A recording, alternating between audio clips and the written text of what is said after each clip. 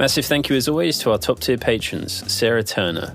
It's Not Just In Your Head is hosted by psychotherapist Dr. Harriet Fradd, substance use disorder counsellor Eco Hero, and myself, the editor and producer Liam Tate. This podcast is entirely funded by listeners, and as the famous meme states, we are critiquing capitalism because we are forced to participate in it in order to survive. So, if you can afford to give, then your contribution will ensure that we can keep making this show. However, if you can't, then please leave a review on your podcast platform of choice, tell your friends about us, and follow us on Twitter, Facebook, Instagram, TikTok, Reddit, or YouTube. Also, a massive thank you to Elle for organising our monthly reading groups and episode discussions, which you, dear listener, can join too. Just head over to our Eventbrite page. The link is in the show notes. In the mental health field, too often, we've made it seem as if it's just in your head. The landlord can hijack the rent by 20%. That impacts people's mental health. Can't have a profit-driven mental health care system if we want our people to be connected and healthy. Today's episode is going to be about different ways of recovery for people, because in our society, we only hear about two types, right? You go to rehab and become abstinent, and that's, probably the one most common recovery story. And the other one is that you go to a 12 steps meeting and that you find your abstinence and recovery there. But those two methods, while they work for some people, they fail a lot of people. And I think it's really important that we talk to people who have had different methods to find some kind of stability that isn't necessarily abstinence based, that isn't necessarily 12-step based, because that frankly is a huge majority, I think, of a lot of people that end up, where moving forward through like a drug use phase in their life. Yeah, that makes sense. I read that the great triumph of the 12 steps is that 15% of people recover. So obviously there's room for other ways. Yeah. So, would any of you like to kind of kick off and, give a background of yourself and kind of your experience? Well, I'm 45 now. Started smoking weed in high school, and started drinking real heavy when I was 21. I worked in a restaurant. Went through about 10 years of wrecking cars and DUIs, going to jail, and nothing was teaching me to. I tried AA, I tried AOD, I did a whole bunch of stuff, and I just didn't stop drinking or doing stupid shit. And then later on, I did eventually quit drinking. I quit driving before I quit drinking, which was good for the world. And then I started getting into harder things, mostly because of pain issues. All the car wrecks had caused a lot of damage to my body, and with the opiate crisis when it was in, it was the point where you could get $30 for like, $12, $15. Now they cost $60. So it doesn't make much sense to do that. So I started finding other routes. Long story short, I ended up doing fentanyl. That was after smoking tar and all that. Never really went the IV route, mostly because I'm not coordinated enough. But I was snorting and smoking it, and then quit for quite a long time, and ended up, for various reasons, back on it. I've done like 21 revivals. I haven't lost anybody yet. I try to do harm reduction stuff, help give out Narcan. I'm working on a program that's going to give people clean rigs and stuff like that. Trying to get funding for that and work so I can do helpful stuff. But I'm maintaining, I work. I don't do things really that I use drugs more medicinally than run around getting high like I used to. But the fact is that once you've done fentanyl, nothing else is going to work for you. The tolerance takes years to go down. So if you have throw out your back or you got an injury or surgery or something like that, there's nothing else that's going to do anything. And even that, most of the time, doesn't do anything. So you just end up suffering. When you say revivals, what do you mean? Narcan on OD people that were close to or at death. That actually resonated a lot with me. I'll try and encapsulate my story quickly. I came out of a violent home. My parents got divorced when I was 8. I have a sister who's 2 years older than I am. And my sister and I went to live with my mother, and I got thrown out of a school, and my parents, at the advice of a child psychiatrist, sent me to military school. It actually is the same military school that Trump graduated from. Wow. In New York. My parents weren't rich, but they spent all their money on me. Basically, they eventually both went into bankruptcy trying to deal with me and my psychological problems. And I got myself thrown out of military school when I was 12 and wound up in a psychiatric hospital for over a year after that. And then when I left the hospital, my parents and I couldn't decide with whom I was going to live. So they spent their last bit of money sending me to a Quaker boarding school in New York. And that was like a real eye opener for me, because it was basically a free school. Like, nobody was supervising me 24 hours a day. And by then probably by age 11, I had started drinking and doing other drugs. But when I was in the Quaker school is when I started to do drugs and alcohol daily. And for me, it was just a method of anesthetizing myself against the pain that I felt. I quit school after that, after the 9th grade, and got into cocaine when I was about 16 in New York, when I was working in a bar, underage, working in a bar. And then I moved out to Colorado to be with a good friend of mine, and really got into coke heavily. And when I was 22, I realized I had tried to stop coke like many times. And I finally made the connection between alcohol and coke, that every coke binge started with one beer. I mean, I was a daily drinker, but not an excessive drinker. I drank 3 or 4 beers a day probably. But it kind of hit me that if I was going to stop doing coke, I was going to have to stop drinking. So I went into AA in the Aspen, Colorado area. And, it helped me at first, because I could go to meetings every day. I could be with people who weren't drinking. It was very supportive in that way. And the guy I chose as my sponsor turned out to be a fundamentalist Christian who belonged to a church that had sort of swallowed my best friend a year or two before that. And this is like during the Reagan years, the early 80s. And in my first 6 months in AA, there were like 3 people that I knew who committed suicide, including a young woman who had been sexually abused by her father and had been court ordered to AA for a DUI or something. I don't remember what it was. And so this is not a criticism of AA for not being able to deal with young people who had suicidal ideation and obviously had severe mental health problems. But I was so shocked when she committed suicide that I spoke to my sponsor, and his response was something along the lines of, as it says in the big book, there are people who are constitutionally incapable of being honest with themselves. And this just hit me like a ton of bricks, like the fact that somebody could so easily be judgmental about a woman who had obviously been traumatized and eventually decide to take her own life. So I stopped going to AA at that point. I was sort of lost. I was still not doing drugs and alcohol. And I was still, a strong young man doing construction work. And I got into rock climbing and mountaineering with some friends that I met. I remember my first really intense rock climbing experience where we did a multi-pitch route.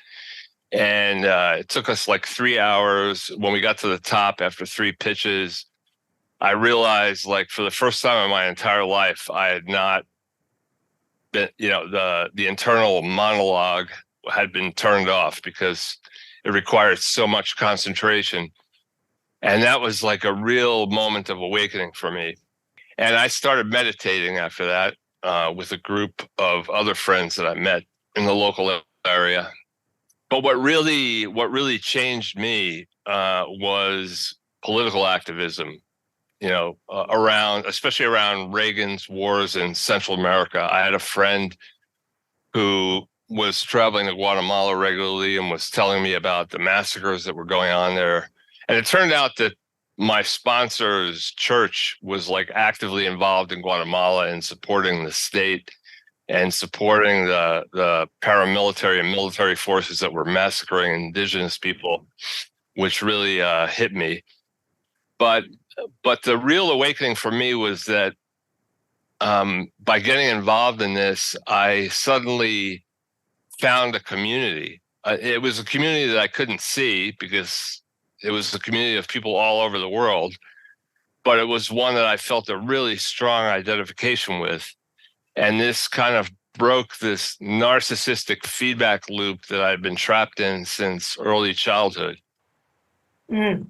So in 1990, I moved to Guatemala. I've lived there. I've lived here ever since. I've continued with various forms of activism. There's been a lot of disillusionment, some cynicism, but it's never managed to break that sense of community that I found in the mid 80s. I should also say that I have a disability called ankylosing spondylitis, which is a degenerative arthritic condition that especially affects the spine. I have severe lumbar scoliosis. I've been in pain for 35 years now. And I got my knee replaced in 2016. I had arthroscopic surgery on my knee before that and also on my shoulder. And, to deal with the pain, I've turned to opioids. And probably if I had health insurance now, I lost my health insurance in 2018 when I lost a job where I could afford to pay for my own health insurance. If I had health insurance now, I'd probably be on a biologic, but that's $2,000 or $3,000 a month, and I don't make even that. Basically, biologics are cloned antibodies that attack whatever cytokine is destroying your body for those who have autoimmune diseases like I do. So I've been managing my pain and my opioid use, but it's a real challenge because as V said, tolerance builds. In my case, it doesn't take years for tolerance to go away. Every 3 to 6 months, when I have a break in my freelance work and I have no social commitments to speak of, I take a 2 or 3 week break and I withdraw and I go through incredible pain and depression and suicidal ideation at times. But because I've done it so many times, I know that I'm going to come out the other end eventually. And by that, after 2 or 3 weeks, my tolerance level goes way down and I can manage my pain with a much smaller dose. I'm lucky because I'm in Guatemala. I have a sympathetic orthopedic surgeon who treats me for free now that I don't have insurance. And he prescribes morphine, generic morphine sulfate, which I get. It's very cheap. I think I spend about $200 a year on it. He knows that it works for me. He says he's glad that it works for me. It doesn't work for him. He actually has ankylosing spondylitis as well and takes a biologic, but he says, I'm glad that it works for you. So I'm in a very comfortable position in that respect. Morphine is controlled in Guatemala, but I get it from the one pharmacy that's allowed to sell it. But you can buy Vicodin in any pharmacy, but I I don't do Vicodin because I don't want to poison myself with acetaminophen. And it just doesn't work now that I've been taking morphine for 7 years. So that's sort of the general story. That's really interesting that you're knowing that you believe in something and that you are in a community that's making the world better replaces the need for drugs on a level that's destructive. That's really important. I remember at the Occupy in New York City, a veteran said, "This movement is the only thing that's getting me off drugs because I see people and I believe in something and there's a reason to live." Yeah, I think that's incredibly important. At least it has been for me. Yeah. I think so too. And I think it's one of the reasons that American addiction problems are out of control, whereas in other societies, which are far more socially and politically connected, the addiction problem is less. I mean, because people see that their fate is bound up with other people. Yeah, good point. Yeah, and they're connected. Because it's disconnection, I think, that is the worst. Yeah, let me just say that I go back to the States every so often, less now because of my financial situation.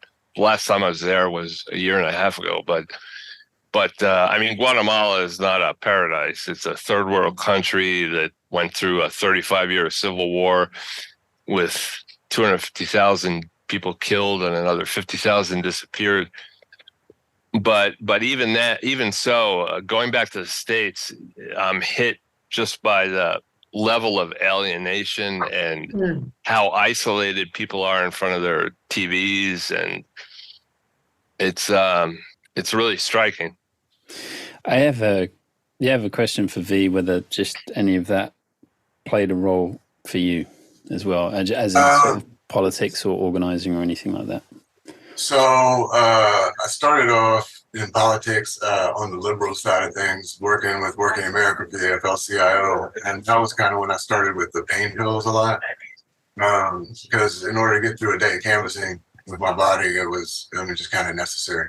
I did that for 4 years up until 2009, the very beginning of 2009, and I became, I was used up and tossed out, and was unemployed pretty much until 2010. I got a volunteer coordinator job, and then didn't make it through that.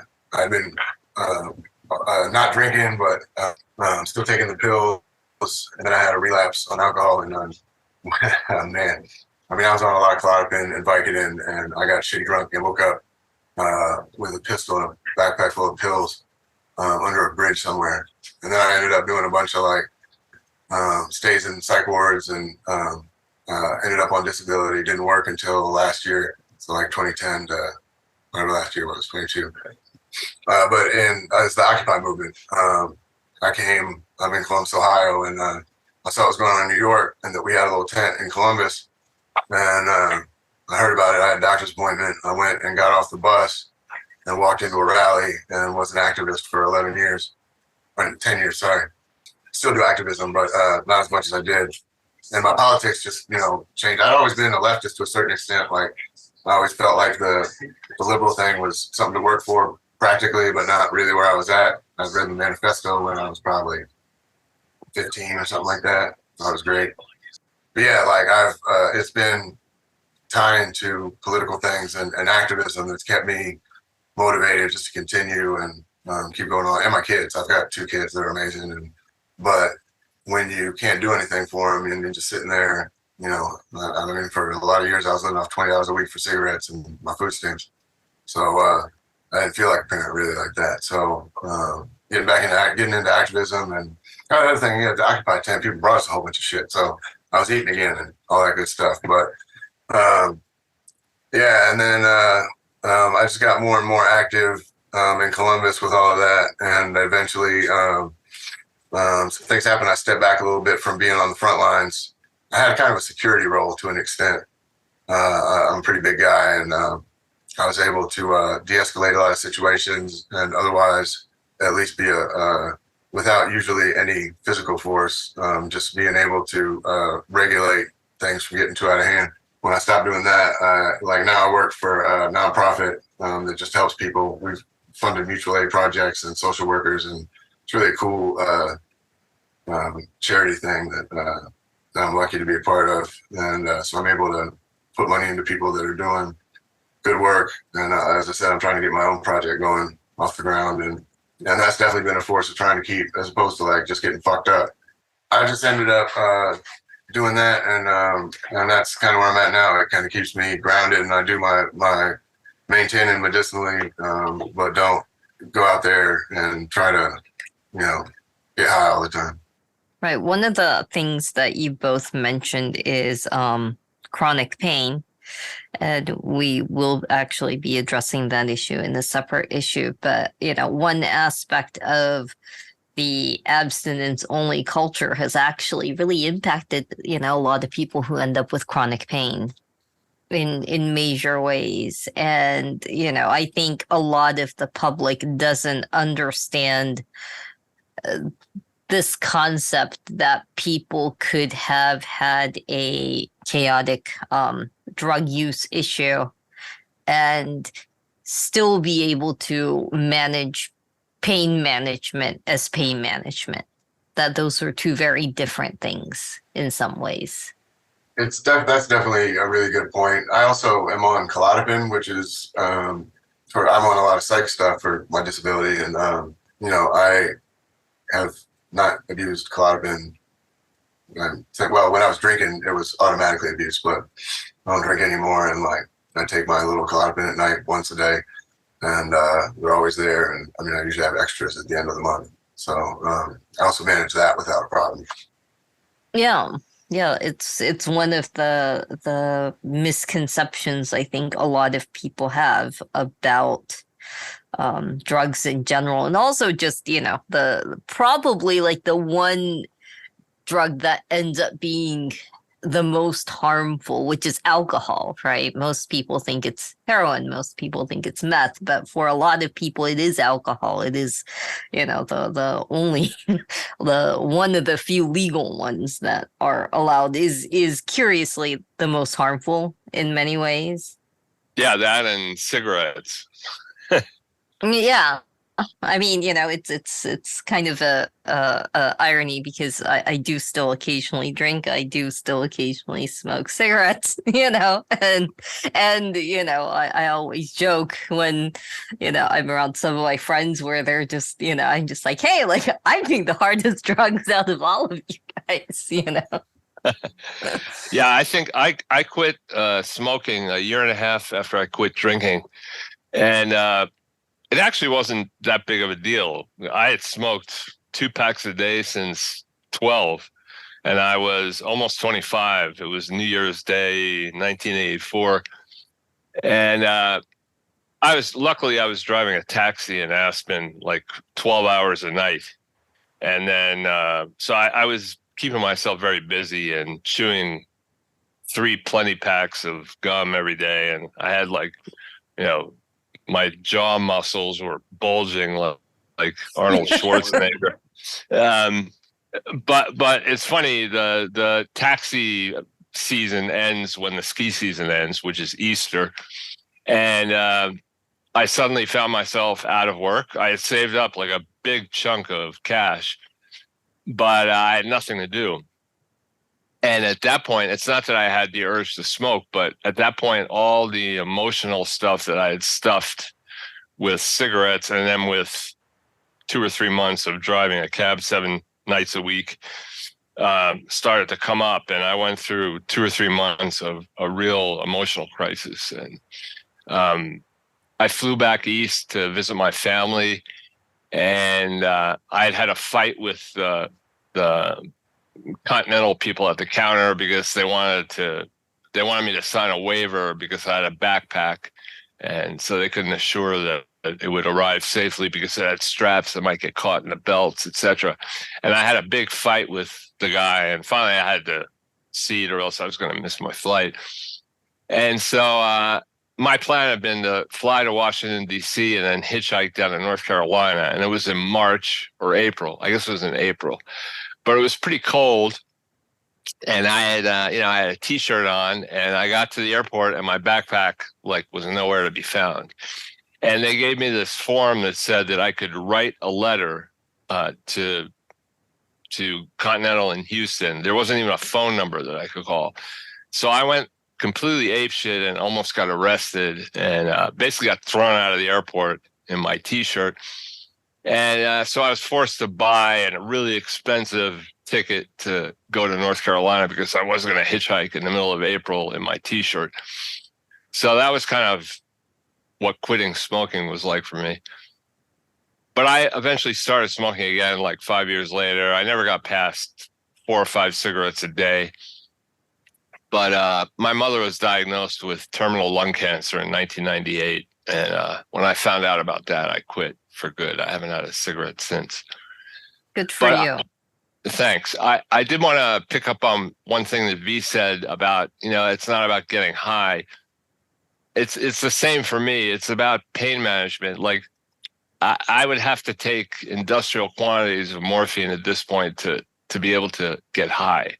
I don't get high. I take, sometimes I feel a slight effect, but basically I take the majority of the morphine that I take at night so that I can sleep on both of my sides. I can't sleep on my stomach because I have obstructive sleep apnea, or on my back, I should say. So it's either on my left side or my right side, and my right shoulder is practically devoid of cartilage. So if I don't have some kind of painkiller before I go to bed, I have to sleep the whole night on my left side, and then the next day when I wake up, I'm basically crippled for 8 or 10 hours. But I did want to pick up on that. It's, at this stage of pain management, it's not about getting high. It's about being able to function. Right. It's one of the, I think, major lost conversation. And, I think it's something that's deeply misunderstood in a lot of, the moral drug panic that happens. The opioid crisis has really impacted the state of pain management in this country. And I think there were a lot of misconceptions about pain management to start out with, but it has taken on, a whole new monstrous quality to the draconian policies. Yeah.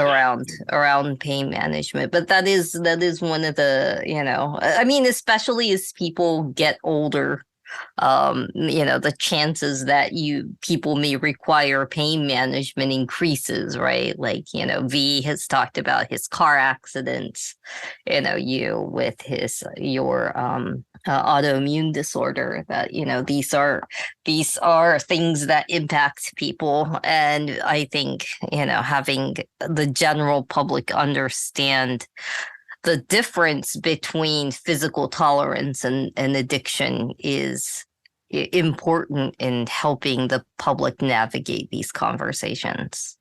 Definitely. V, did you have something you wanted to say on that? Yeah, so the opioid crisis, as it's called, is I find it hugely offensive that a drug company came out with this Oxycontin and started this whole thing so they could make some money. I mean, there's obviously been opioids around for a long time, but and now we've got Suboxone, which for whoever is helped by any chemical, I'm fine with all that. I'm fine. I'm 12-step. I don't. Anybody has their way that works for them. I want people to be healthy and happy, and that's great. But the fact that these drug companies are getting even more money by supposedly curing the problem they started and using something that prevents you from even being able to get high should you want to, and put Narcan in there, which I don't know scientifically how this works, but could possibly give you a tolerance to Narcan. And if you end up off your Suboxone and go and get some fentanyl or something, because you can't, in Columbus, you can't find tar even very often. So if you end up there, then you OD. And then if the Narcan doesn't work, I've had to hit people with 6 Narcans before they came back. And or one person. I thought that was going to be the first one that didn't make it. I don't know that he was on Suboxone. I don't know what that situation was. He walked away after he puked and we got away from the cops. So I don't really know anything about that one. But it's infuriating to me that I would not take Suboxone other than to wean off, which I'll probably be doing this spring again after the winter pain passes. But because I do take tolerance breaks here and there, I don't get a lot of tolerance alleviation as I can't remember who was speaking on that, but I don't know. It just amazes me how capitalism has made it like so easy to profit legally off shit that they will stroke your ass and put you in prison. I mean, there's still people in prison for weed right now.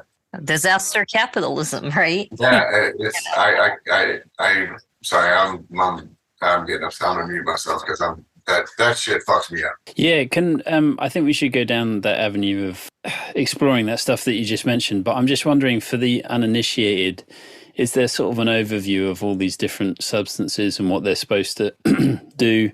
Because if I could, I feel kind of stupid, but what is Suboxone exactly? I haven't heard of it. Okay. Suboxone, Go ahead. Suboxone is, I believe it's called buprenorphine or something like that. But it's an opioid derivative synthetic that is supposed to manage cravings for harder opioids.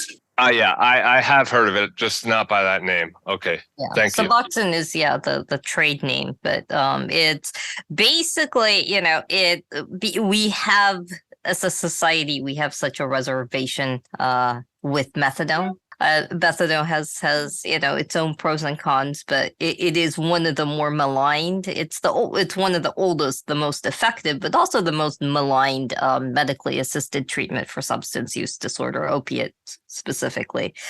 Right. And so Suboxone was kind of created as a potential replacement for methadone, in the sense that, there is still a lot of concern among the community about, methadone, and that, people are quote unquote like using it to, get high, right? Because it's still an opiate.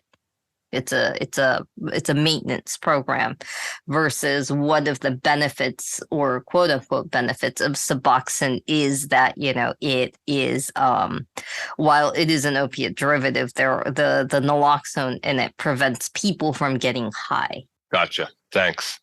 maybe it's a sort of philosophical point, but the sort of moral outrage is that a substance that's supposed to wean you off something that it might also cause a high is sort of considered bad, because pleasure should not be had. Am I going off the deep end, or is that part of it? I think that is part of it. I mean, the huge mindset in American anti-drug culture is, kind of, this basic idea that, people should not have non-authorized avenues to pleasure. And is it actually pleasure, though? Because, you're saying with the, in terms of sort of regulating pain, it's not about getting high, it's just about being normal. So presumably, even if these substances that are supposed to be bridging a gap, presumably they're not actually, I don't know, do they bring any sort of pleasure, or are they just sort of bringing you up to baseline?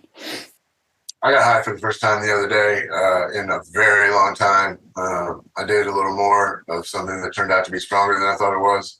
And I felt good. I enjoy it. I do enjoy opiates. I used to enjoy them a lot. And I had pancreatitis once after I'd been off the pain pills for a while. That's kind of what brought me back in, apart from availability, was I had pancreatitis. And the only thing that they would put in my body for 2 days or 3 days was IV Dilaudid. And that's hard. Yeah. Yeah, I was 18. They tried morphine. They tried more morphine, and I was trying to tell them it was pressure, not pain, and that pain medicine wasn't going to work. And they hit me with Dilaudid, and I was like, "Oh yeah, I guess it was pain. My bad." And I did not mind not having food or water or anything. Yeah, I was content those days. I didn't even mind being on cigarettes. Right. I mean, it's, I think the question of drug use in terms of like, compulsive drug use versus, other types of drug use is ultimately, I don't think we are a society that respects pain management, whether that is psychological, emotional, or physical. And that's part of why there is such a crisis fundamentally in understanding. I mean, I have never met somebody with years of working with the community where a certain type of drug use is always associated with a certain level of distress in life. Whether it's isolation, whether it's dealing with trauma, something that is that people are trying to alleviate pain. And I think ultimately that gets misunderstood. I mean, ultimately, right, like we have a society that potentially sees anyone with a chronic illness as like potential malingerers, and so ultimately that kind of distrust and to a certain degree like fear and hatred of people that are vulnerable. I have a poem that kind of gets into that that I wrote a little while ago. But it's regarding the alcohol thing that's mentioned before. Every single time I was arrested or wrecked a car or anything like that was alcohol related. There was one disorderly for a protest, but that was the first time I'd ever been arrested sober. As far as everything else had to do with alcohol, and I definitely did that for feeling, and it was pain management of emotional things, but that was for feeling a certain way. I just like to jump into because in Guatemala there's a culture of people are very stoic about pain. And my conclusion is that compared to, say, the United States, it's that people here grow up, especially poor people, which is the vast majority of people here, grow up they learn not to expect any kind of pain relief.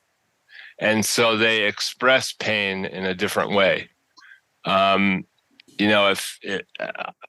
In different situations, when I was working with the popular movement, I would come across injured people, and I would see injuries that would make me pass out or scream or both. And somebody would ask them, what their level of pain was, and they would downplay it. They would say, I'm okay. And I think that has a lot to do with attitudes here as well. So I've had probably 5 surgeries here in the best private hospital that there is because my insurance would cover it. And I've always had fights with the anesthesiologists who are used to treating people who don't complain about pain, even though they're in objectively agonizing amounts of pain. And they think that I'm, a drug seeker or whatever, but I'm looking for pain control. And so that's been a problem here in hospitals. We're getting up to that point in the United States in hospitals as well, but that's a whole other conversation. But that's another aspect of having a lot of high tolerance. Oftentimes, if you get medical care, whether it's surgeries, emergency rooms, whatever, people with really high tolerance have the risk of being labeled drug seekers, and that can cause a lot of problems for people in terms of proper medical care. Yeah, when I was living in Connecticut in the late '80s for a very short time, my back went out as it started to bother me in the early 80s when I was in my early 20s. And I was in a state of like constant muscle spasm, and it was just excruciating. I couldn't sleep. I couldn't walk. I couldn't do anything. So I went to a walk-in clinic that was nearby, and I saw the resident, and this had happened to me once before, and somebody had given me a Valium, and it had worked to like relax the muscles enough to get out of the spasm. I later learned like ice and other things that were much more effective. But at that point, I didn't have that knowledge. So I said, I was in this situation once before. Somebody gave me a Valium and it worked. Would you like give me one Valium? And the guy had me, you know, he saw me as a total drug seeker. He refused to give me anything. He told me, you know, that I should lie flat on a hard surface, which is, it's a myth for the type of back pain that I have. That would make things 100 times worse. So anyway, I wound up fighting with him. I called him all kinds of different names, and I stormed out of the place. And right outside, they had this metal garbage basket that was like 4 feet high. And I was so angry that I kicked it. I kicked it over. The garbage went everywhere. People started running out of the place, like trying to chase me. And my friend was waiting for me in the car, and she was kind of horrified at my behavior. But when I got to the car, I was laughing. And, you know, I like got in real quickly, and she sped off, and she said, you know, what the hell are you laughing about? And I said, I don't know what I did, but I gave myself like a chiropractic adjustment or something by accident, and the muscle spasm has disappeared. Yeah. So I have some questions just in regards to some stuff that was brought up, but it might sort of derail things. So, Iko, I don't know if you had Go ahead. things on point. Okay. It's interesting because in past episodes, various things have come up about alternatives for therapy that intentionally or not sort of help. Like Harriet has spoken about in the past. At one point she was attacked by somebody, and it was, you know, it wasn't necessarily therapy that helped her. It was going to a self-defense class, right? And then teaching other people self-defense. And some people have spoken about writing. I remember one guest that was a big part of helping her with a sort of paranoid schizophrenia. Some people race cars to, you know, get a laser-like focus. And I thought it was really interesting, the thing about climbing, what you said was a narcissistic feedback loop. I thought that was really interesting. So it's more just sort of sticking a pin in it, really. Just this idea of like there are activities that you can do that can sort of, I don't know, change you outside yourself, right? or change how you think about yourself, or how you sort of your own identity or stuff like that. I think that's all sort of really interesting. As a side to that, I was sort of interested in this idea of political involvement, like how that changed sort of you know identity, or because you also mentioned sort of being disillusioned, Bob. You mentioned this bit being disillusioned in some political activity, and sort of how you sort of maintained energy for it even through disillusionment. So I don't know if either of you had any comments about sort of my rambling non-question, but go ahead. I could comment a little. The thing about rock climbing was that I had been trapped in my own internal monologue my whole life. Like I really didn't know that there was an alternative to that. And my internal monologue was pretty destructive at times. And so on this one climb, it required so much concentration that for once in my life, like I was free from my internal monologue. And that taught me that it was possible to break away from it. You know, not necessarily very easily. I couldn't spend my whole life like climbing multi-pitch rock walls, but it at least showed me that it was possible, and that being trapped in my internal monologue wasn't necessary. And so that started me on a search for other things that could lead to the same result. In terms of disillusionment, it's, I'd say, inevitable that, I mean, I approached activism in the mid-'80s very idealistically with some very, very fantastic ideas about where it could lead. I thought revolution was around the corner. And then, when you get to the nuts and bolts of working with people who have their own baggage, and some people in Guatemala, there's a phenomena that's been studied by a few people, which is that, say, compared to Chile, which also went through a military dictatorship and disappearances and murders, a lot of Chileans fled. A lot of them are living in Sweden now and other parts of Europe. And so they were able to conserve kind of the most idealistic portion of the movement to continue working later, maybe under different means and different circumstances, but they're still alive. Guatemala is very, what's the word? It had very few connections with the outside world. The guerrilla movement here didn't spend a lot of energy making connections internationally. And so really the most idealistic people were killed in the late 70s, early 80s. Those were the bulk of the 250,000 people that were killed or disappeared. And so when you take a movement and you decapitate it of the most idealistic people, the people who are left tend to be survivors, opportunists tend to flourish a little more.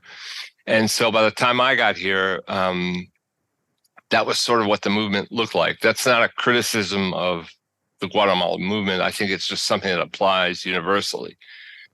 When you kill all the idealists, who's left? And so that led to some very disillusioning moments in my work here.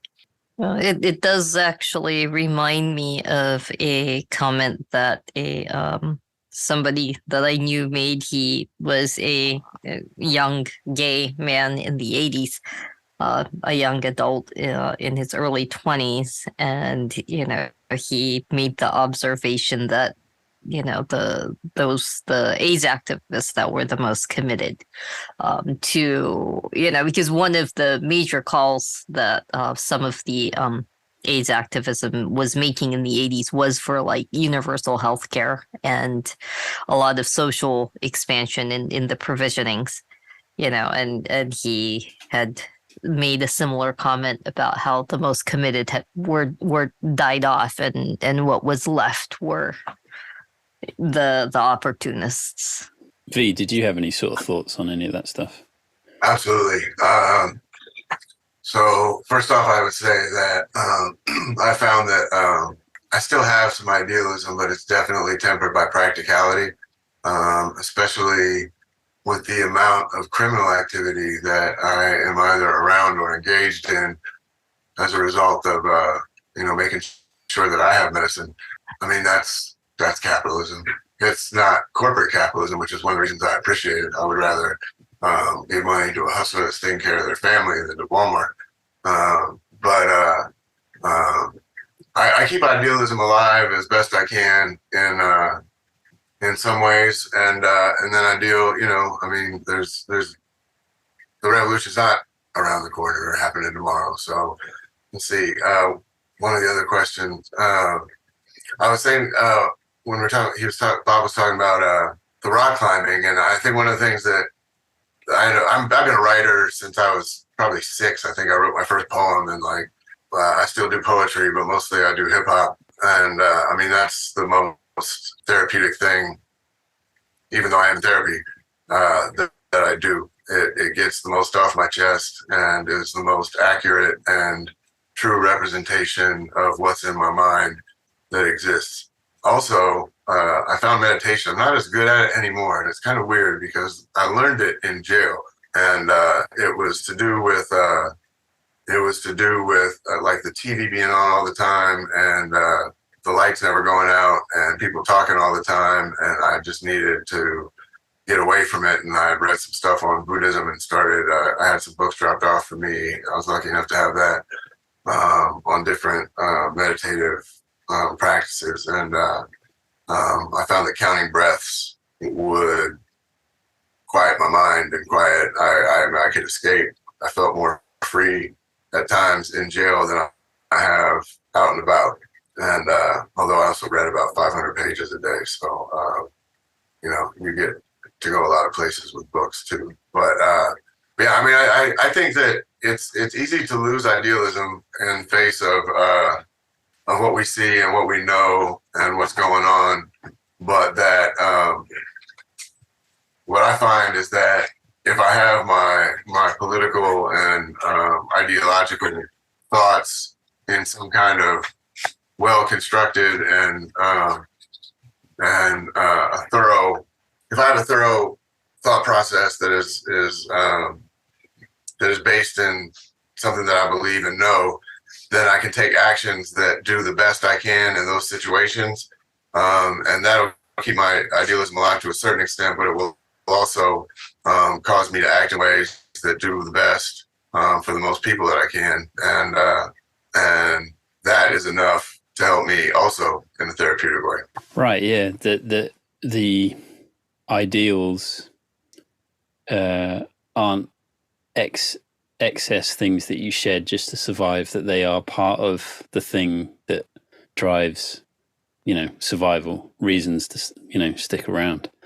I was just thinking when you said about prison, there was this guy, Albert Woodfox, sadly he's passed away now, but he was in prison for decades and decades. I'll put links to his stuff in the show notes, but he spent a lot of time in solitary confinement as well. And it was through books that he sort of started reading up on the sort of Black Panther sort of thoughts and the literature surrounding all that stuff, and that kept him going. He felt like he got an education through the library, and then I guess the ability to speak to some others as well. And I went to a talk of his that he did at Amnesty International when he was finally freed, because I think he was wrongly convicted as well, but he was in there I think for like 40 odd years. Like really brutal, but like he had this whole mentality of like, every time you try and break me, it only makes me stronger.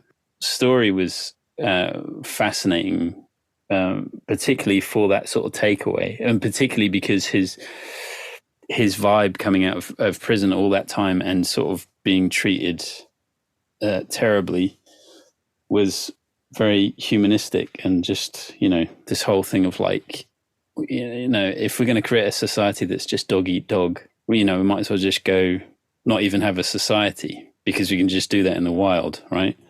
So if I had a question in all of that, I'll probably just cut all my shit out.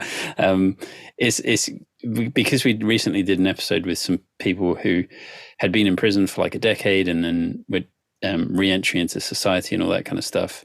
They often talked about the boredom of prison and the boredom of jail in particular. How has that sort of manifested? I'm wondering how you have dealt with boredom, either in prison and or just in general life, because maybe I misheard something earlier on. Well, so I have concerning incarceration. I haven't been to prison. I've been to the county jail. They call it it's Jackson Pike, which is pretty poorly rated nationally.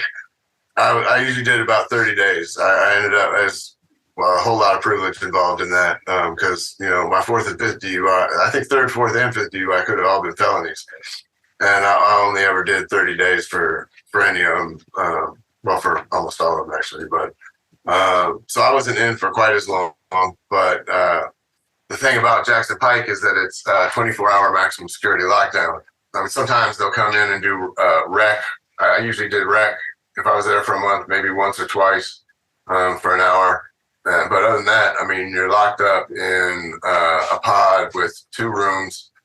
One's got bunks and a shower, a couple of toilets, and then the other's got a couple tables and a TV. It's boredom is not. There's a certain amount of boredom because you're waiting, for food, and you're waiting for you separate your day into the meals and into the into what's coming through the door, and all that. So there's definitely boredom involved, but I mean, again, the books, I mean, the annoyance would be my big issue. I mean, like, I, to this day, don't like having a TV on, and didn't even have one in my house for 3 years because specifically judge shows and like Jerry Springer and Maury type shit, which was in the morning, would be on loud, and it got to the point where I would be violently angry about. And I mean, I could go into the analysis of those things forever because I sat around thinking about it so much. But I didn't have as much of a problem with boredom because I had a problem with anger, and I had a problem with but I also had the positive things with books and writing and all that. And there's different ways. I didn't talk on the phone with people much, and I never really got visits. I think my dad came once a week, but like I didn't. When I'm in jail, I don't do much socially. I'll come out and I'll play spades or something like that here and there, and engage in some social stuff. But I mostly just kind of stick to myself and read my books and do my writing. And then eventually I learned the meditation thing, and push-ups and exercise here and there. But there's so much going on when you got between 18 and 28 guys locked up in a relatively small space, and the lights never go out, and everybody's got different schedules that they're on, so there's never quiet time. So boredom there was boredom, but that was not one of my biggest problems. Right. But again, only 30 days at a time. You know what I mean? If you're doing years, or if you're in solitary, that's a different story. I think jail and prison is a from what I've gotten out of a lot of people I've talked to is quite a different experience.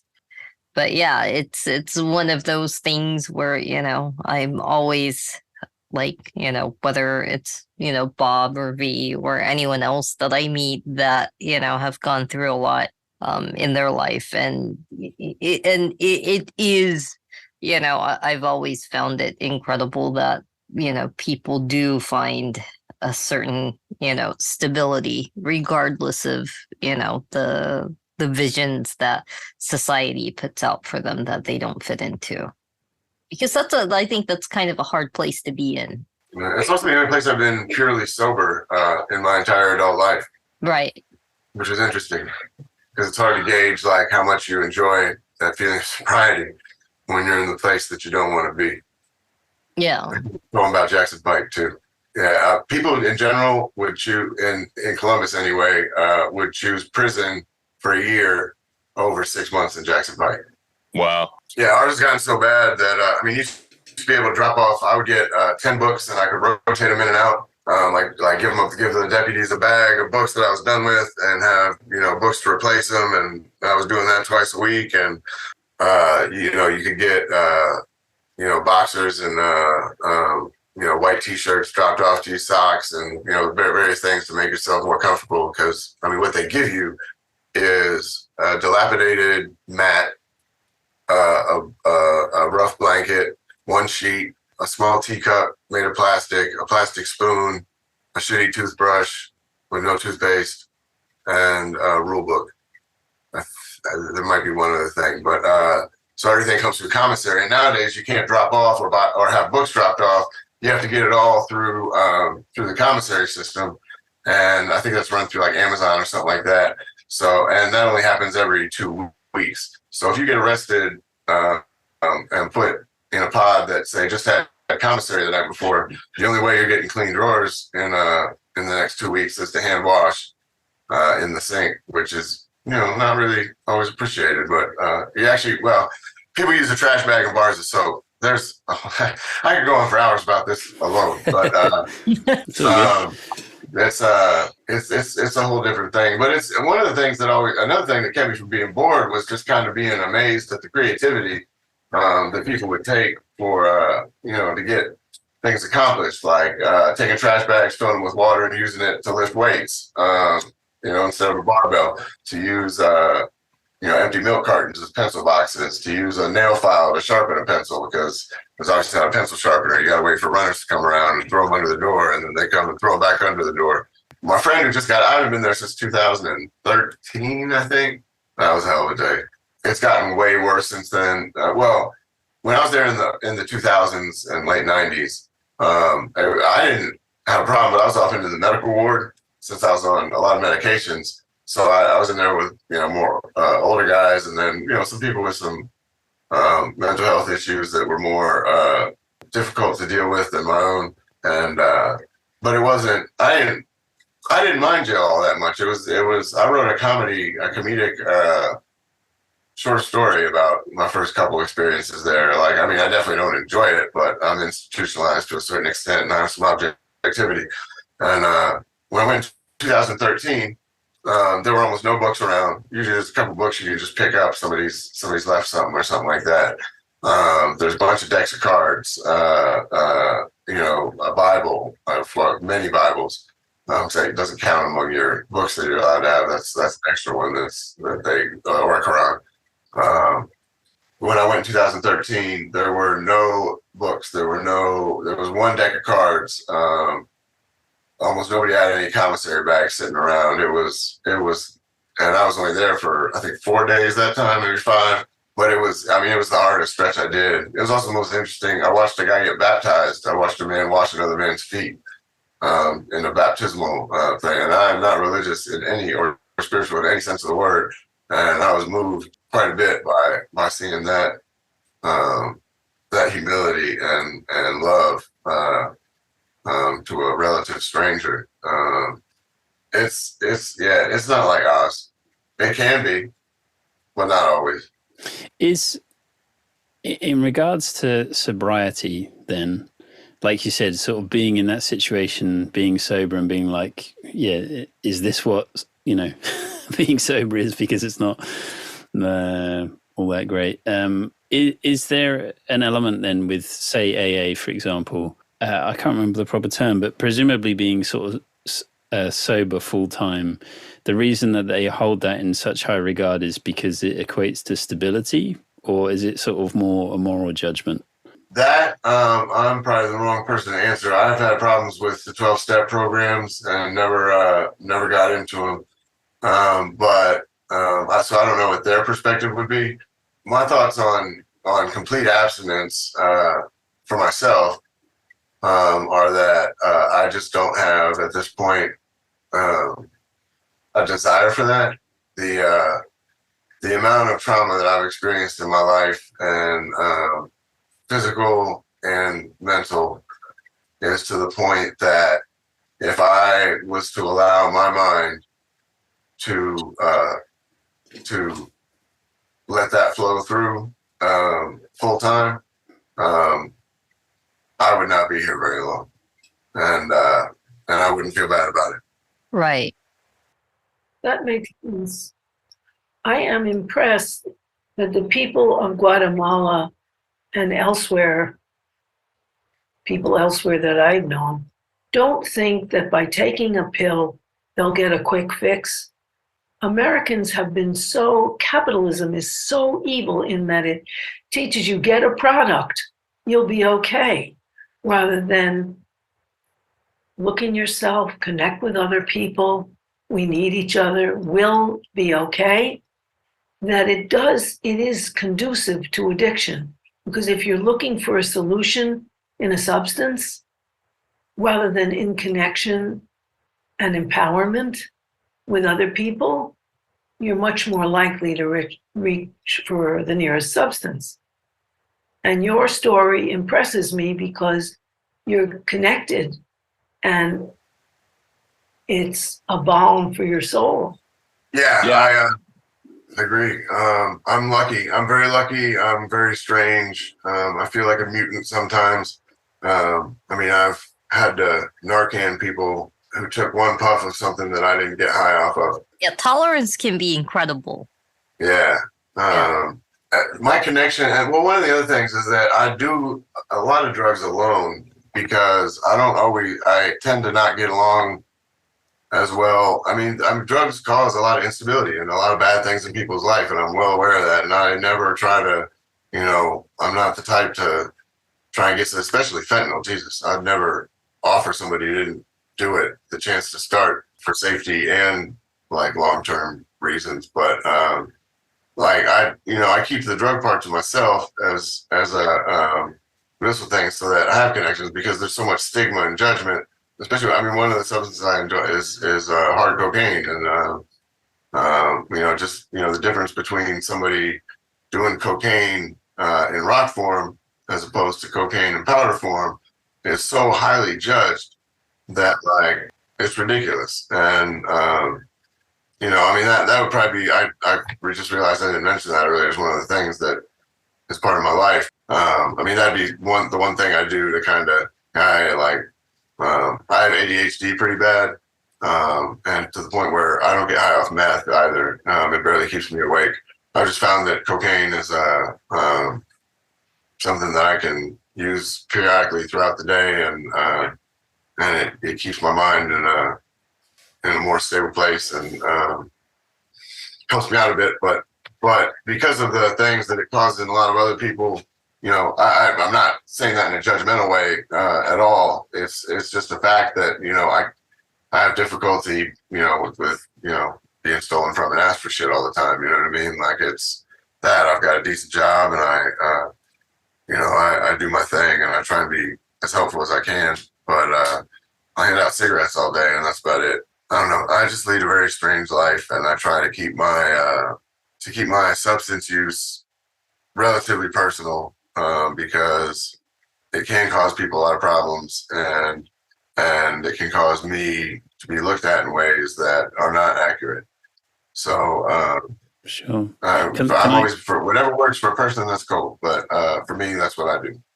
Yeah. Can I ask then the same question to Bob then, just about AA and abstinence? That's the word. Like, is the importance of that about stability, or is it about morality, or what's your take on it? That it's hard to say. I think it's more my experience, at least, which of course now goes back over 30 years, because I haven't been to an AA meeting probably in 25 years. But my impression was that it was at least insinuated that it was a moral question. When you read the materials that are put out by AA, it's kind of contradictory. On the one hand, they're using the disease model, but on the other hand, it's the only disease that I know of where you have to take a moral inventory and make reparations to people that you've harmed. Like, imagine that with like diabetes, or I don't know, my autoimmune condition, for example. It just, that's not to say that I haven't harmed people and owe them reparations, but as an intrinsic part of a program for rehabilitation, it strikes me as kind of contradictory. I also wanted to add one thing that V had said about the stigma of powdered cocaine versus rock. I don't know how it is now in the United States, but I remember it was kind of a scandal 20 or 30 years ago that white people that were caught with, a few grams of powdered cocaine were getting like, suspended sentences, and black people that were caught with rock, with like a couple of small rocks, were getting 10 or 20 year sentences. So there is really a huge stigma that's basically racist, and it's part, I think, of an overall attempt to control people and to divide and conquer them, and put them into different categories of judgment. For me, by the way, I decided that I needed to get off cocaine because it was leaving me broke. I was doing really hard construction work. I was making about $350 a week, and I would get paid on Friday, and by Saturday morning I was broke, or had $20 left to get through the week. I was already living in a tent, so I didn't have to worry about paying rent. But where was I going to get food from was a big question. So that was my primary motivation for getting off cocaine back in 1982. I also think that the history of crackdown on drugs in the United States has a lot to do with J. Edgar Hoover, who felt that drugs were related to Black people, and that Black people were the problem in the United States. They were related to the music that and clubs that J. Edgar Hoover thought were sinful, and that it was a very racist push to begin with. Also, it is curious. I mean, there's a lot of data about drugs being introduced after the riots in order to get Black people hooked and not militant. And there is some proof of that, drugs brought in, and the drug and arms trade between Nicaragua and the United States, fueling the Contras with drug feeds. So it's all tied up with, racism and imperialism in the United States. And it boils down to that: crack cocaine, cheaper, bad; powdered cocaine, entertainment, not so bad. It's really implicated in that whole disgusting mess. I was living in Aspen or near Aspen during the late 70s and early 80s, and Aspen was kind of like the epicenter of cocaine use in the United States. Primarily, there were a lot of rich people, obviously, and stars that had summer homes there or winter homes or whatever. And so crack never really took off while I was there. That was a phenomena that came later. But I remember I did live in North Philadelphia for about a year, 1987, 1988. And it was just decimating the community there. It was incredible. I was living and working in a intentional community that, tried to do good for poor people in whatever way. And I walked out of our house one day, and a Black woman who was probably like 16 years old, who lived in the neighborhood, basically offered me a blowjob for $5. And I honestly didn't even understand what she was saying at first. It came out of nowhere. And so I gave her $5, which was what actually we paid ourselves a week. Everyone had $5 to spend on whatever they wanted. And but it was like a real shock. And there were shootings like every night within a block or 2 blocks away from where we lived. So I really got to see what the damage was done. And yeah, I'm sort of familiar with what the Reagan administration did with the Contras and basically let them move Colombian cocaine into the United States in order to fund themselves. It's pretty well documented.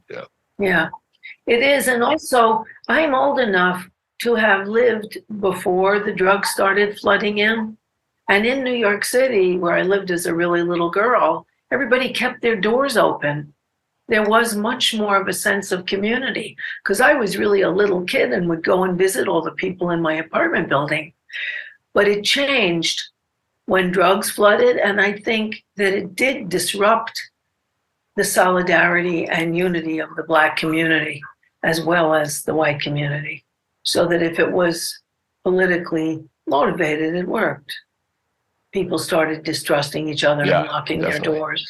Wow, that's a real age marker, because I lived in New York up until the mid 70s, and we definitely didn't leave our doors unlocked. No, I mean, I'm 80 years old, and when I was a little girl, me and my sister, would visit everybody in the building who wanted to visit her, and it was okay, and nobody's doors were locked. That changed with the drug influx when you were robbed. And so that it did disrupt the sense of continuity, community, and unity in people. And I think it was designed to do that as an antidote to political organizing. And it worked. And if it wasn't designed specifically for that, they discovered very quickly that it worked, and therefore, let's continue it. And I think J. Edgar Hoover is just a symbol of the psychosis in the U.S. law enforcement community. The fact that he was allowed to stay on for so long. Obviously, he had dirt on any number of politicians, so. Yeah, and his racism was so pervasive. But, There is no building now, I don't think, where a 5-year-old can just go visit and feel okay because she's in the building. And it was okay. That there has been, I think, and who knows when it'll be unearthed even more than J. Edgar Hoover's stuff, his intense racism and his feeling that drugs were a scourge by Black people that came from their music haunts, which were bad. But that eventually it'll probably be unearthed, the drugging of the population as a way of pacifying the population. And that's a terrible, terrible thing. And so in a way, it's then even more understandable that the antidote would be solidarity and political organizing. Yeah. Just what they didn't intend. I mean, I think. Go on, Nico. Sorry.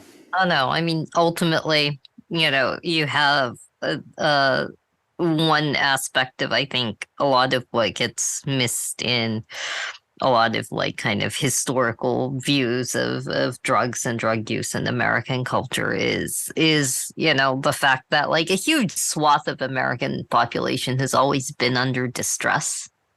And so like, I mean, a huge part of the temperance movement was, because I mean, alcohol does, greatly disrupt lives and so, there is some well-meaning aspect to, or at least intentionally, I think some people, not everyone, mean well in terms of their promotion of abstinence and sobriety. But, one thing that it always ends up happening is one, the stigmatization and the blaming of the suffering. Right. Because ultimately, yes, like, that's right. Again, whether it's me or whether it's, some of my friends, like, a lot of it was never about, it's one of the things that's often kind of like really misunderstood, I think, by a lot of people. But, I've met so many people where, the use of drugs was an attempt to gain stability. It wasn't just escape. Right. And I think that comes back to what my sponsor said in the face of a 20-year-old woman who had been sexually abused by her father, court ordered to AA, spent about 5 or 6 months there and then committed suicide. And his response was, there are some people who are constitutionally incapable of being honest with themselves. And that just encapsulated the basic judgmental nature of AA, which people, a lot of people go into AA, they don't have that, but it's such a cult-like atmosphere that they pick it up. It's, they see the cues, they hear the cues, they feel the cues, and basically everyone picks up that kind of attitude and reproduces it. And I had an argument with somebody on Facebook once when I said that I thought that AA was basically an authoritarian cult. And my interlocutor was an AA member who was very supportive of AA. And he said, well, if it's an authoritarian cult, where's the authority figure that everyone's looking up to? Which was an interesting question. And the way I answered it was, and it just came to me in the moment, was that people internalize this idea of a higher power, and their higher power is probably an introjection of the worst authority figure that they've had in their lives. Like whether it's a violent father or whatever, and that's something that needs to be explored. And just isn't. Well, I think a huge part of why, certain treatment methods or certain support methods get a lot of traction in our society is because it fundamentally doesn't counter the narratives that's present in our society, right?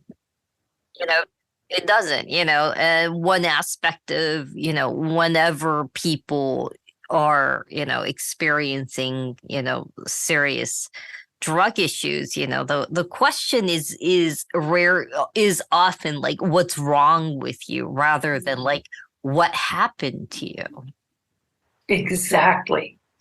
Exactly. I think that the 12-step program, with the exception of, putting in a higher power of people's solidarity, should be applied to the nation as a whole. That needs a serious moral inventory of slaughtering the Native Americans and then enslaving Black people and exploiting people for money. But that isn't, they are seriously apolitical, and they are a refuge from a family system which is really isolating. The idea that two people who get knocked up could take care of an utterly vulnerable person is bizarre and doesn't happen very often. And it's kind of totally repressed in the United States, that questioning. So it is, just as you say, Ikoy, what happened to you? Which usually starts happening very young. And you'd think you might question the institution that's so isolated. Even in other countries like France, if a kid is abused, the social worker's assigned for 5 years, and you start being in a group all the time. Even when you're a little kid, universal public quality education starts at 3, and you're with that same group. But, people are isolated in terrible situations. And therefore, that has to be questioned as a group and say, wait a minute, we need to change this and support kids in different ways, as well as adolescents and grown-ups. It's this kind of trying to privatize and keep the mythology of the Holy Family as if it were sacrosanct, when every evidence shows it's not, and where every other Western industrialized society has quality, public, childcare, after school care, summer care, medical care to look out for kids. It's really bizarre. Yeah, I agree. Sorry for the time. No, I mean, ultimately, one aspect of our society is that we almost require the stigmatized and the marginalized in our society, right? Of trying to that people don't question the presence of these things in our society and just accept this as an acceptable condition too, and that again, like, there's something wrong with these people, rather than like, why are so many people being failed constantly? And that's one of the aspects of, like, some of the glacial lack of progress in drug treatment oftentimes is, again, because, people are so busy blaming people rather than, like, how is these treatment infrastructures, like, grossly failing people? And sometimes, if failure is all you have, then you've actually still come out, relatively unscathed, because there, our drug treatment infrastructure, which, we'll probably go into on a different episode, but, it actively exploits a lot of people and harms a lot of people. Yeah, it fits into the capitalist system and tries to make money. It's a huge industry now, right? Oh, it's a huge money making. Absolutely. And Rehab is. And once Affordable Care went in, all sorts of utterly unqualified profit seekers went into treatment programs to start and to operate. And it's also just one of those things where we have such a narrow view of, what, quote unquote, somebody that is recovered is, right? That I think, some of the most impressive people that I've met aren't necessarily ones that are abstinent, but ones that have gone through so much that still carry on.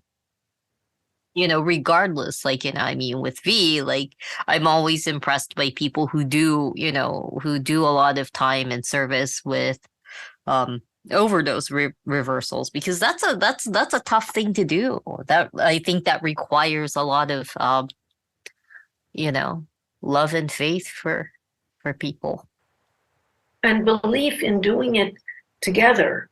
I'm impressed that last night I saw on my computer that 1 million people were in the streets of Paris because they Macron, the president who is a sort of elitist and unpopular president, wants to change the retirement age for everybody from 62 to 64. There were over 1 million people in the streets because they say, okay, this isn't an individual problem. Am I old enough? We want this for everybody, and that's the only way we'll get it.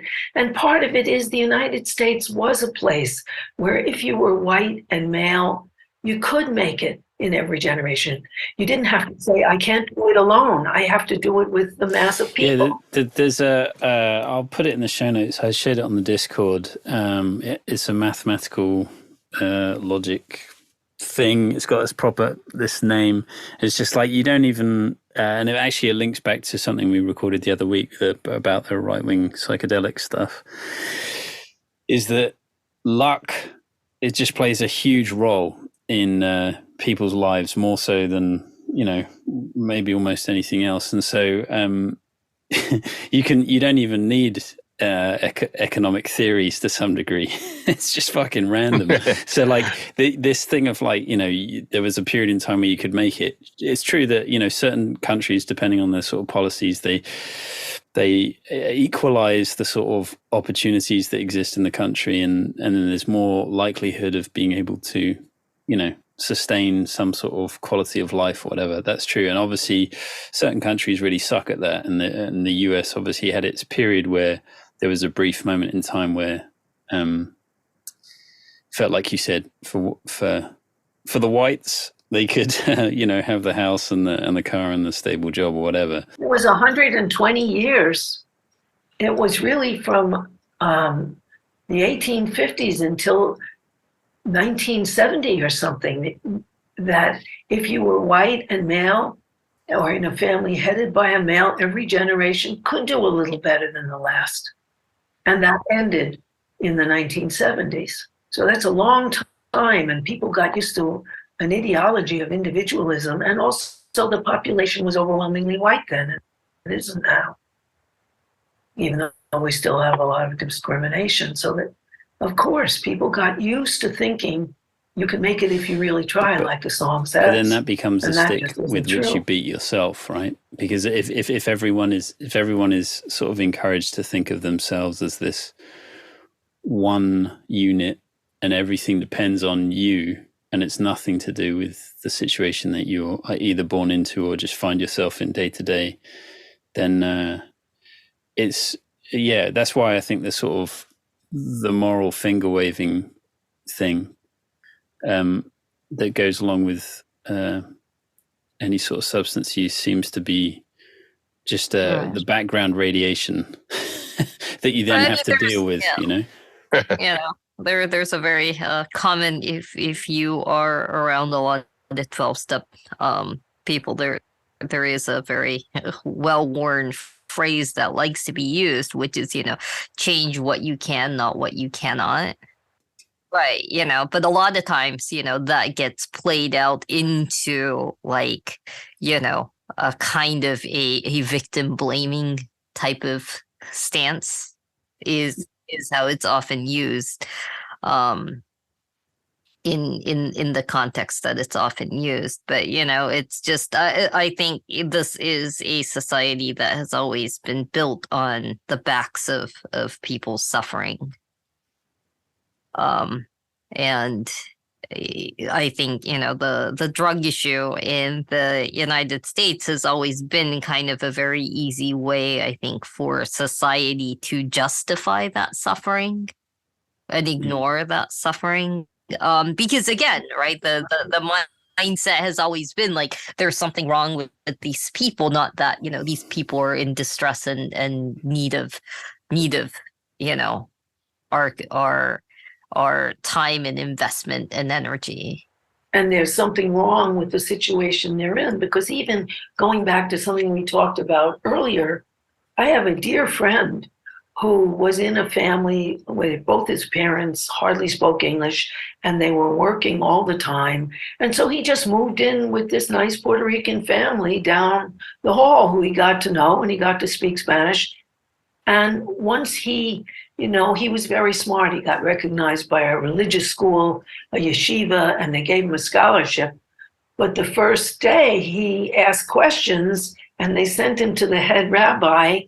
And the rabbi said, "Why are you here, Alan?" And he said, "They said this stuff. It didn't make sense." And the rabbi hit him. So he punched the rabbi in the face and got expelled and moved in with the Puerto Ricans down the hall. But you had that choice.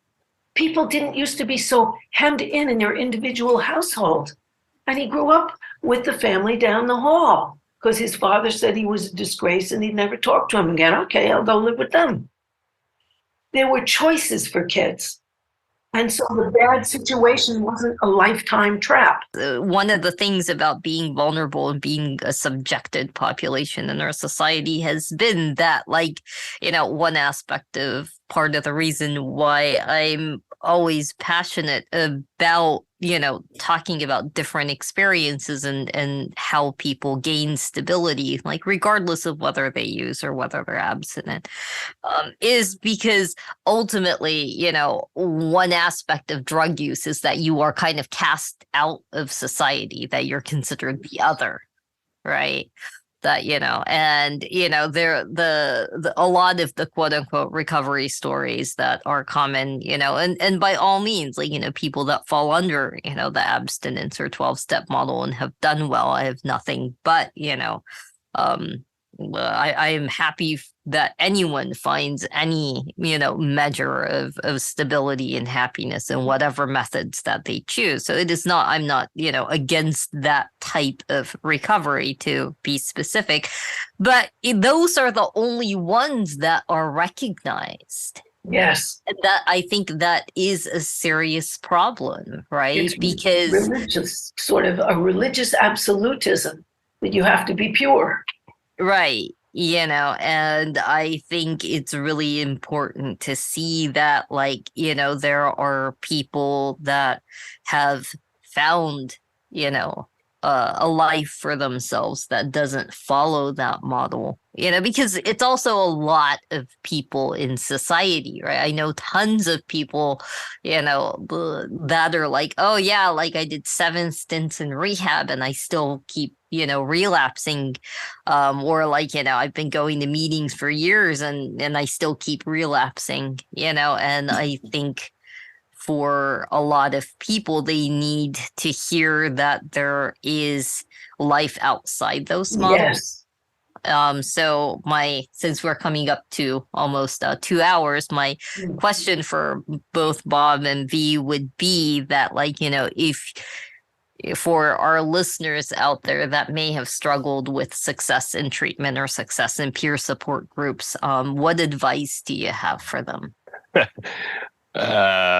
Very difficult. I think it's hard to generalize about something like that, but the first thing is that AA and the 12-step model has sort of a built-in self-promotion mechanism. So people who get caught up in that, unless they're aware of that, don't become aware of other possibilities, other options. But I think what Harriet has said is key, is finding some kind of community. It could be AA for some people, but it could be something else. But building connections with other people, like V, I keep my drug use to myself. I don't advertise it. I don't share with other people. It's something between me and my orthopedist, because it would alienate a lot of people, or it would, bring up judgment, whatever. So I think that's something that's key. But yeah, I think it's really important to build connections with other people, to get involved with something that you believe in, something creative, something that really moves you, and that's different for different people. V, do you have any suggestions for anyone? Oh, did we lose it? But I think that connection thing and believing in something, knowing that there is, something that is embracing and hopeful. It's, I think it was Antonio Gramsci said you had to have pessimism of the intellect, optimism of the will. But I think even if you figure out that things are pretty bad and in the intellect, optimism of the heart and soul is something you get with a joint belief system with other people in hope for the world. Yeah, and not only hope, but taking action with other people has some kind of magical quality, I would say. Yeah, it is. I agree. That's what sustains me, certainly, activism and belief. This is a good place to end and be very grateful to Ikoi and V and everyone everybody who participated in this. It's really important to get that message out. Yeah. Likewise. Massive thank you as always to our VIP patrons, Rebecca Johns, Bruce Rogers-Vaughan, Alexander Lashley, Sheena Belmas, Seamus O'Connell, Alex Placito, Alexandra McCormick, and Wig Shaker.